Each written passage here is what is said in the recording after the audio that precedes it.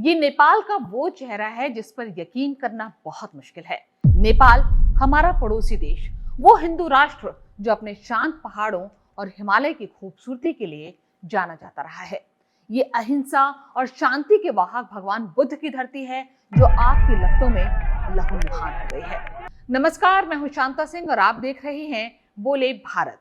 आज हम विश्लेषण करेंगे नेपाल में भड़की आग और तख्ता पलट का, और ये समझने की कोशिश करेंगे कि नेपाल की ये नई सुबह कितनी उम्मीदों से भरी है। सबसे पहले ये 3 तस्वीरें देखिए। पहली तस्वीर ये नेपाल की है। नेपाल का ऐतिहासिक सिंह दरबार, एक शाही महल जहां से देश का सारा राजकाज चलता था, ये जलकर खाक हो गया है। ये दूसरी तस्वीर नेपाल की संसद की है, लोकतंत्र का प्रतीक। प्रदर्शनकारियों की भीड़ ने इसे भी आग के हवाले कर दिया। और ये तीसरी तस्वीर नेपाल के सुप्रीम कोर्ट की है। इस न्याय के मंदिर को भी बगावत के लपटों ने निगल लिया। सवाल यह है कि कोई देश महज 48 घंटे में इतना बदल कैसे सकता है? क्या सिर्फ सोशल मीडिया एप्स पर बैन लगाने के फैसले ने इतनी बड़ी क्रांति को जन्म दे दिया? जवाब है नहीं। सोशल मीडिया पर बैन सिर्फ वो चिंगारी थी जिसने एक ज्वालामुखी को फटने पर मजबूर कर दिया।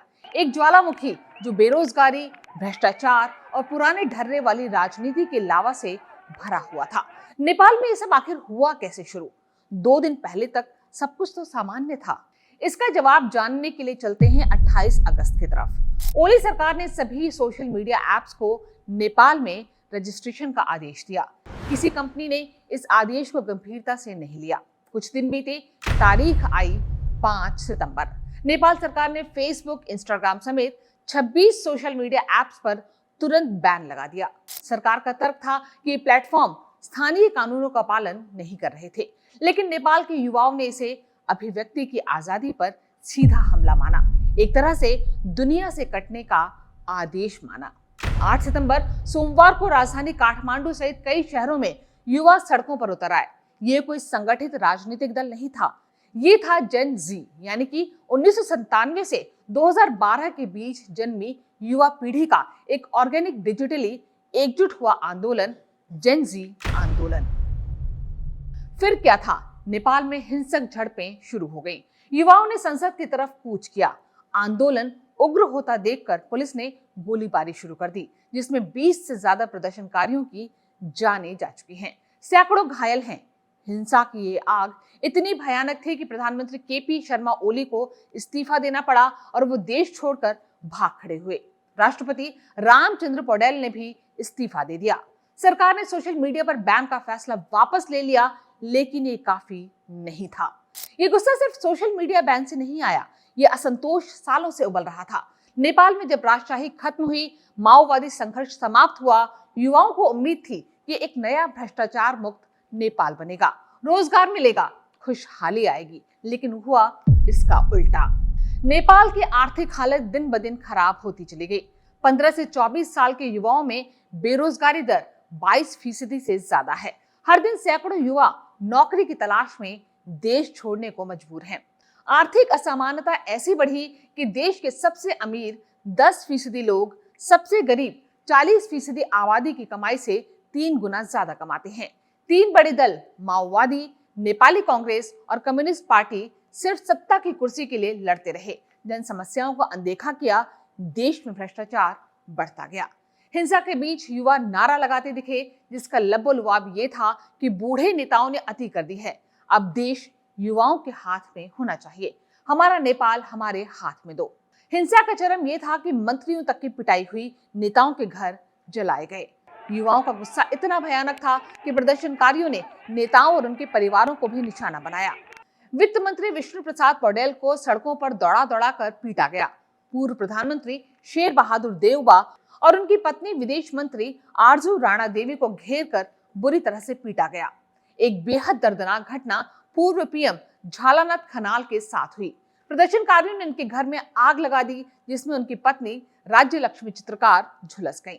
हालात इतने बिगड़ गए कि सेना को सामने आना पड़ा।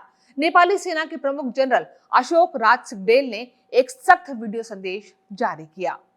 2 मिनट 40 सेकंड के संदेश में जनरल सिगदेल ने प्रदर्शनकारियों को लास्ट वार्निंग देते हुए कहा कि अगर रात 10 बजे के बाद हिंसा हुई अगर हिंसा, लूटपाट और आगजनी नहीं रुकी तो पूरे देश में सेना तैनात कर दी जाएगी।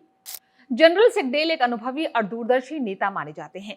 राजनीतिक शून्यता में संवैधानिक प्रावधानों के तहत देश की अस्थायी कमान सेना प्रमुख के हाथ में आ सकती थी और जनरल सेगडेल ही इसके केंद्र में थे।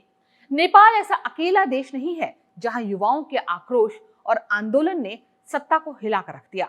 पड़ोस में ही कई उदाहरण हैं। श्रीलंका की बात करते हैं। 2022 में भयंकर आर्थिक संकट के कारण जनता सड़कों पर उतरी। प्रदर्शनकारियों ने राष्ट्रपति भवन पर कब्जा कर लिया। राष्ट्रपति गोटाबाया राजपक्षे को देश छोड़कर भागना पड़ा था। पाकिस्तान की तरफ चलते हैं, जहां 2023 में पूर्व पीएम इमरान खान की गिरफ्तारी के बाद उनके समर्थक सड़कों पर उतर गए थे। सेना के प्रतिष्ठानों समेत सरकारी इमारतों पर हमला किया गया। म्यांमार में 2021 के बाद से ही सैन्य तख्तापलट के खिलाफ स्प्रिंग रेवोल्यूशन चला था और दूर देशों में भी ऐसे कई आंदोलन देखे जा चुके हैं।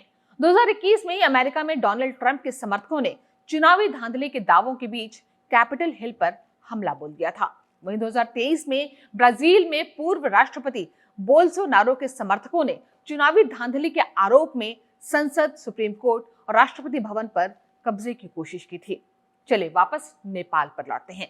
सबसे बड़ा सवाल यही उभरता है कि नेपाल की कमान आखिर किसके हाथ में जाएगी। इसके जवाब में आंदोलन के बहाने राष्ट्रीय और अंतर्राष्ट्रीय स्तर पर उभरे 3 चेहरे सामने आए। पहला चेहरा है सुदन गुरुङ का। रिपोर्ट्स के मुताबिक 36 साल के सामाजिक कार्यकर्ता ने हामी नेपाल एनजीओ के जरिए इस आंदोलन की नींव रखी। 2015 में अपने बेटे को भूकंप में खोने के बाद वो समाज सेवा में उतर गए। वो इस आंदोलन के बड़े चेहरे के रूप में उभरे हैं। दूसरा नाम है रवि लामिछाने का, एक पूर्व टीवी एंकर और पत्रकार जिन्होंने 2022 में राष्ट्रीय स्वतंत्र पार्टी बनाई। माना जा रहा है कि उन्होंने ही अपने 21 सांसदों का इस्तीफा दिलाकर ओली सरकार को अस्थिर किया। वो युवाओं के बीच भ्रष्टाचार विरोधी चेहरे के तौर पर लोकप्रिय हैं। तीसरा और सबसे अहम चेहरा है बालेन शाह। बालेन काठमांडू के मौजूदा मेयर हैं, जो एक रैपर और सिविल इंजीनियर रहे हैं। भ्रष्टाचार के खिलाफ उनकी जीरो टॉलरेंस पॉलिसी ने उन्हें युवाओं का हीरो बना दिया है। इन दिनों सोशल मीडिया पर hashtag Balen for PM trend कर रहा है। युवा उनसे मेयर पद से इस्तीफा देकर एक नई पार्टी बनाने और राष्ट्रीय नेतृत्व संभालने की मांग कर रहे हैं। इस हिंसा के बीच नेपाल की कई तस्वीरों ने पूरी दुनिया को झकझोर के रख दिया है। सार्वजनिक संपत्तियों और देश की धरोहरों को आग के हवाले कर देना, हिंसा के दौरान लूटपाट की तस्वीरें और प्रदर्शनकारियों और पुलिस के बीच झड़प में 20 युवाओं की मौत। इन दिल दुखाती तस्वीरों के बीच भारत ने भी दुख और भरोसा जताया है। पीएम मोदी ने कहा कि नेपाल में हिंसा हृदय विदारक है। नेपाल की स्थिरता, शांति और समृद्धि हमारे लिए अत्यंत महत्वपूर्ण है। लेकिन इस पूरे घटनाक्रम पर चीन की चुप्पी चुभती है। केपी शर्मा ओली चीन के करीबी माने जाते थे। सत्ता संभालते ही सबसे पहले वो बीजिंग पहुंचे थे। बहुत शानदार स्वागत सत्कार हुआ था उनका। अब जब उनकी सरकार में इतना बड़ा बवाल हुआ तो चीन ने चुप्पी साध ली है। बहरहाल नेपाल में एक नई सुबह का इंतजार है। बड़ी संख्या में युवा अपनी जीत का जश्न भी मना रहे हैं। विक्ट्री रैलियां निकाली जा रही हैं। हालांकि जब तक राजनीतिक प्रक्रिया पूरी नहीं हो जाती तब तक अंतरिम नेतृत्व जरूरी था और इस जरूरत पर खरी उतरी सुशीला कार्की। नेपाल की पूर्व मुख्य न्यायाधीश सुशीला कार्की को नेपाल का अंतरिम नेता नियुक्त किया गया है। बताया जा रहा है कि जेन जी आंदोलन के सदस्यों की एक वर्चुअल मीटिंग में उनके नाम पर मोहर लगी है। सुशीला कार्की ने अंतरिम पीएम की जिम्मेदारी संभालने के लिए सहमति दे दी है। सुशीला कार्की नेपाल की पहली महिला चीफ जस्टिस हैं। बनारस हिंदू यूनिवर्सिटी से पॉलिटिकल साइंस में मास्टर्स की डिग्री हासिल करने के बाद कार्की ने लॉ की पढ़ाई करने के बाद 1979 में वकालत शुरू की थी। वो 11 जुलाई 2016 से 6 जून 2017 तक नेपाल की चीफ जस्टिस रहीं। सुप्रीम कोर्ट में अपने कार्यकाल के दौरान उन्होंने ट्रांजिशनल जस्टिस और चुनावी विवादों से जुड़े मामलों की सुनवाई की है। हालांकि कार्यपालिका में हस्तक्षेप के आरोप में 2017 में उनके खिलाफ महाभियोग लाया गया था और निलंबित भी किया गया था। विवादों से इतर सुशीला कार्की की पहचान एक ऐसे जज के रूप में रही है जो भ्रष्टाचार को बिल्कुल भी बर्दाश्त नहीं करती हैं। शायद यही वजह है कि भ्रष्टाचार से आक्रोशित युवाओं ने नेपाल की कमान संभालने के लिए उन्हें चुना है। कार्की से उम्मीद की जा रही है कि वो नए चुनाव कराने तक मौजूदा संकट से देश का नेतृत्व करेंगी। उनकी नियुक्ति एक तटस्थ और संवैधानिक फिगर के तौर पर की गई है, जो शायद देश को फिर से स्थिरता की ओर ले जा सके। नेपाल की ये कहानी सिर्फ एक देश की कहानी नहीं है, बल्कि दुनिया भर के उन देशों के लिए चेतावनी है कि अगर सिस्टम युवाओं की उम्मीदों पर खरा नहीं उतरेगा तो सिस्टम को बदलने की ताकत उन्हीं के हाथों में है। आज के इस एपिसोड में इतना ही। आप इस मसले पर क्या सोचते हैं, हमें कमेंट बॉक्स में बताएं। फिर मिलेंगे एक और बड़े मुद्दे के साथ। तब तक के लिए नमस्कार।